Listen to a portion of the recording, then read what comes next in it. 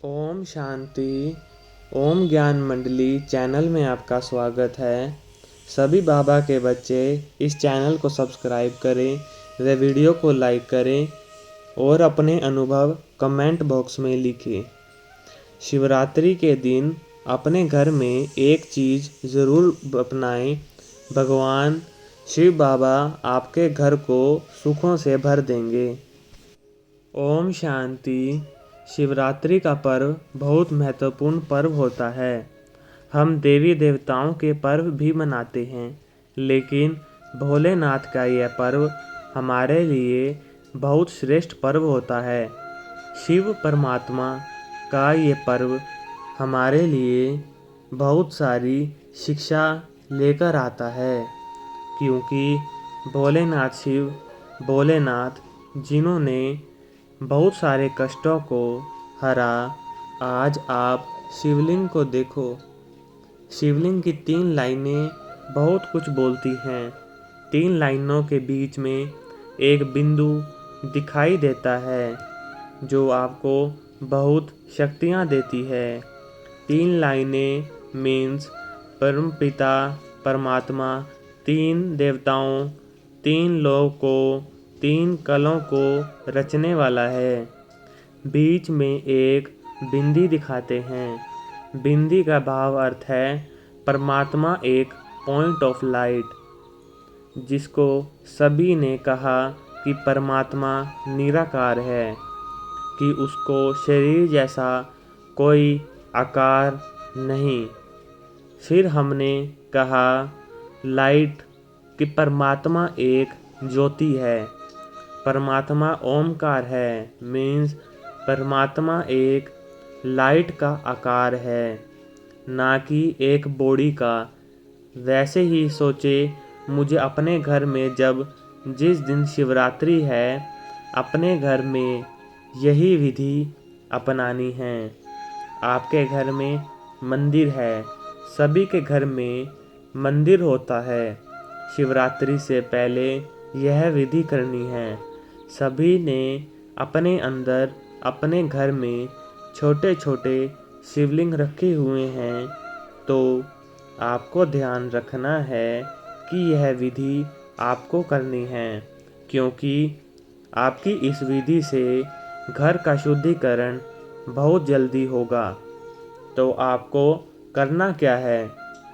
सबसे पहले आप अपने घर में जो मंदिर है उसको बिल्कुल क्लीन करें, अच्छी तरह से साफ करें, क्योंकि शिवरात्रि का पर्व आपके घर की बहुत सारी नेगेटिव शक्ति को नष्ट कर देता है और आपके घर में सुख शांति भी लाता है और शुद्धि भी लाता है। तो क्या करना है? आपके घर का जो बना हुआ मंदिर है, शिवरात्रि से पहले आपको उसे प्रॉपरली बिल्कुल क्लीन करना है। बहुत सारे लोगों ने बाहर की सफाई करती है, परंतु तो हम आपसे यही कहेंगे कि इस त्यौहार को भी दीपावली से बराबर त्यौहार होता है, क्योंकि इस शिवरात्रि कोई कम त्यौहार नहीं है। तो आप अपने घर का जो मंदिर है उसको अच्छी तरह से क्लीन करें। क्लीन करने के बाद जैसे उसकी सेटिंग करना चाहें आप उसको कर दें। उसके बाद जो शिवलिंग है आपका रखा हुआ है, उसको आप फूलों के बीच में रखें। फूल लाएं और आप जिसके भी बीच में उसको रखना चाहें तो आप शिवलिंग को बीच में रखें, क्योंकि भगवान आपको फूल बनाने आया है। जैसे हम कई बार कहते हैं कि छोटा सा बच्चा होता है तो कहते हैं कितना सुंदर लग रहा है, मुस्कुरा हुआ तो कैसे लगता है। वैसे ही जो शिवलिंग है वह फूलों के अंदर रखें। जब आप घर के सभी लोग उस पर कुछ चढ़ाते हैं, उसका अभिषेक करते हैं, तो आप लेकिन एक विधि को आप जरूर अपनाएं। थोड़ा सा आप ध्यान जरूर रखें, अशुद्धि न हो, उस जगह पर कोई नशे वाला न जाए। यह भाव विशेष ध्यान रखें। जैसे कोई भी चीज़ खा लेते हैं फिर चले जाते हैं। मंदिर के अंदर आप ध्यान रखें। पूजा आप यदि कर रहे हैं तो बिल्कुल साफ मन से, स्वच्छ मन से और शांत मुख से जाएं। और स्पेशली आपके घर में बच्चे हैं तो बच्चों को भी आप उस जगह के दर्शन जरूर करवाएं। सफाई से भी बच्चों का हाथ लगवाएं, क्योंकि उससे बच्चों के मन पर पॉजिटिविटी आएगी। क्योंकि जब मंदिर की सफाई होती है तो मंदिर को जब साफ़ किया जाता है, उसमें जो पॉजिटिविटी होती है वह हमारे माइंड को भी साफ़ कर देती है। क्योंकि हमारे माइंड में भी नेगेटिविटी होती है। जब मंदिर को क्लीन करते हैं तो उस समय हमारे माइंड की जो नेगेटिविटी है वह भी बिल्कुल क्लीन होना शुरू हो जाती है और हमारे माइंड में सकारात्मकता आना शुरू हो जाती है। अपने माइंड में सकारात्मक ऊर्जा लाएं तो क्या करना है, मंदिर को साफ करना है और शिवलिंग को फूलों के बीचों बीच रखना है। उस दिन बड़े प्यार से फूलों के बीच में फूल आप कोई भी ले सकते हैं, बड़े प्यार से। उसके बाद आप किसी भी तरीके से उनकी पूजा करना चाहें तो कर सकते हैं। आप अपने घर में ज्योति जगाना चाहते हैं तो जगाएं। जो भी आप करें तो ज़रूर एक श्रद्धा भाव से, सच्चे मन से, तो फिर देखना आपके घर में सुख शांति का वास होने लगेगा। धन संपत्ति की बरसात होने लगेगी, क्योंकि वह धनवानों का धनवान, कालों का काल, महाकाल और सुखों का, शांति का, आनंद का, प्रेम का सागर है।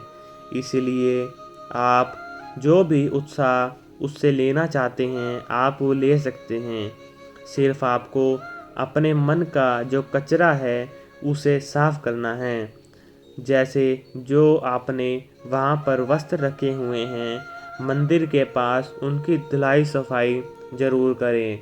बहुत सारे लोग यह भी सोचते हैं कि चलो शिवरात्रि तो है, दीपावली को तो कर लिया था, सब सफाई नहीं।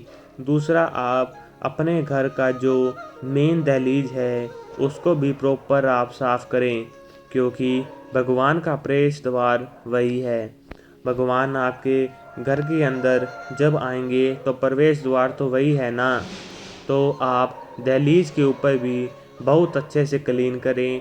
आपको जब मुख्य द्वार है उसको आप अच्छी तरह से क्लीन करें और आप ओनली यही संकल्प लें कि भगवान शिवरात्रि के दिन मेरे घर में आएगा। अपने भंडारे को भी क्लीन रखें। हम कहते हैं रसोई घर, लेकिन है वह भोलेनाथ का भंडारा। आप यदि मंदिर में जाते हैं तो कहते हैं ना कि भोलेनाथ भर दो मेरी झोली, भर दो भंडारी। तो आपकी जो किचन है उसको आप क्या समझें, भोलेनाथ का भंडारा। तो उसको भी आप क्लीन करें तो आप देखो आपके घर में शुद्धिकरण आना शुरू हो जाएगा।